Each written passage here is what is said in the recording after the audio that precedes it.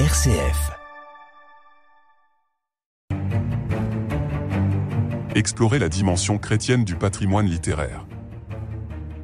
Voici, en lettres de foi. Bénédicte Darty-Dalong raconte. Maurice Renard, des greffes d'organes aux archives du XVIIIe siècle. Le poète Guillaume Apollinaire aimait trouver des épithètes spéciales pour les auteurs qu'il admirait. Le romancier originaire de Châlons, Maurice Renard, reçut celle de subdivin. Maurice Renard est né en 1875 à Châlons. Il poursuit sa scolarité à Reims et fait des études de droit à Paris. Mais il n'investit pas la carrière d'avocat, n'allant pas plus loin que stagiaire. Il se consacre rapidement à une littérature qu'il appelait « merveilleux scientifique » et que nous comparerons à de la science-fiction. Ses œuvres se spécialisent sur des récits de greffe et d'hybridation.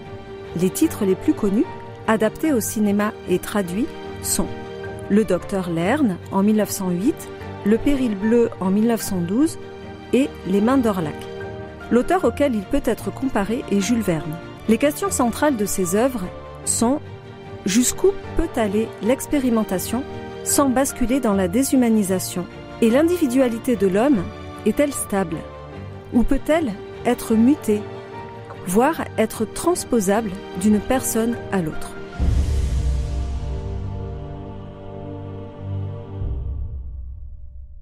Il ajoute à ce corpus de romans mettant en scène des savants fous et expérimentateurs sans morale, un beau livre sur la cathédrale de Reims qui s'intitule « Notre-Dame royale, tableau du sacre de Louis XVI à Reims ».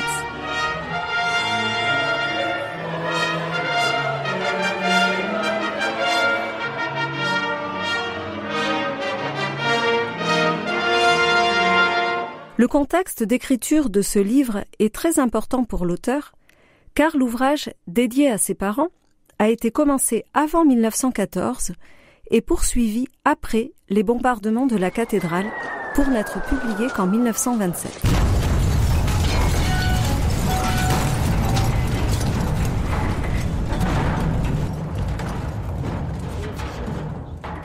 Le livre est ainsi le témoin de la fracture entre deux époques, dont la cathédrale est le symbole.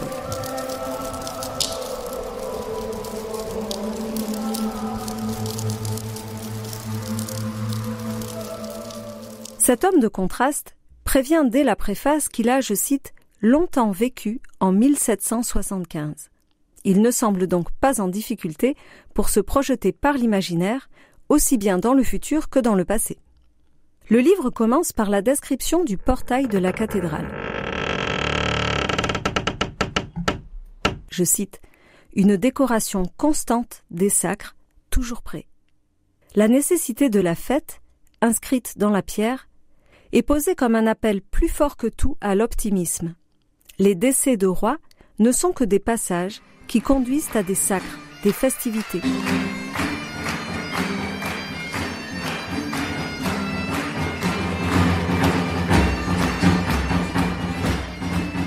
Cet aspect était d'ailleurs présent dans de nombreux romans, car les dénouements de ces livres évoquent des retours à la normale après des péripéties effrayantes. Plus loin, dans la perspective du sacre de Louis XVI, qui a lieu le 11 juin 1775, l'auteur nous fait visiter la ville par l'intermédiaire des décorations implantées sur le chemin du cortège, précisant ce que l'on verra le jour J. Nous aurons de même la description des pièces de vêtements royaux avec les ornementations. Nous retrouvons ici l'art du récit de l'auteur à succès. La tension dramatique est menée de main de maître par ce jeu de la description des articles l'un après l'autre. Petit à petit, les personnages arrivent et l'ensemble prend vie. Il y a ainsi un mouvement narratif très intéressant entre les parties et le tout, faisant penser à l'obsession du romancier pour les greffons et hybrides concernant tous les organismes vivants. Ici, le plein se fait par ajout de petits morceaux, rappelant que la notion du tout ne va pas forcément de soi, qu'il faut du temps et un certain art pour le faire apparaître dans sa grandeur.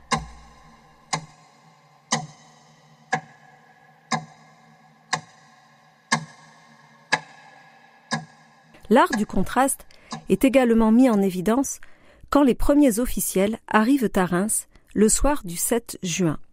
Je cite : « Dans l'après-midi du 7 juin, les salles d'exposition se vident subitement de tous leurs curieux. »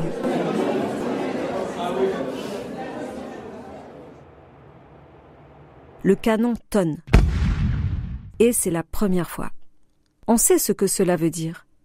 Et on se hâte vers la porte de Vesle pour voir arriver en assez grand gala Monsieur le duc de Bourbon. Nous apprécions ici le rapport entre l'agitation et le silence, propre à tout début de spectacle. Le cortège de la reine, quant à lui, arrive en pleine nuit.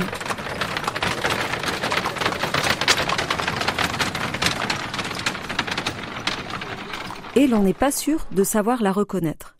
Je cite : « Quelle est la berline de la reine ? Aux portières, on distingue des visages penchés que la lune enfarine et creuse d'ombres dures. » La reine appartient à la nuit fantastique et le roi arrive le lendemain dans le soleil. L'auteur n'atténue en rien les hyperboles trouvées dans les textes de l'époque qu'il reproduit ainsi. Je cite : « Une auréole resplendissante sort en triomphe de l'abîme. On dirait que nimbé par elle, un visage d'éternité va surgir aussitôt. On dirait que c'est Dieu qui arrive. »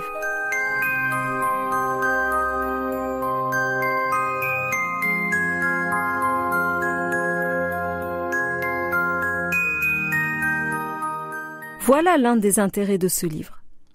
Il est écrit comme un récit dont le narrateur serait un observateur issu du XVIIIe siècle. Maurice Renard a dit avoir préparé ses recherches pendant 10 ans. Il s'est tant imprégné de la sensibilité de l'époque que sans avoir recours à un catalogue de références, il parvient à donner une impression intacte des commentaires de l'époque. J'en resterai là aujourd'hui à la fin du chapitre 5, vous laissant le loisir de découvrir la suite, l'entrée du roi, les cérémonies et les festivités. Ce livre de Renard, très différent de ses autres opus, souligne que la fascination pour le morcellement, l'emprunt, la greffe et l'illusion ne font pas seulement l'éloge des pouvoirs de la science. Il revoit la conception de la personnalité politique ou du personnage politique, construit détail après détail, et dont l'aspect artificiel apparaît quand il est mis en scène lors d'événements extraordinaires. C'était En lettres de foi, avec Bénédicte Darty d'Alongue.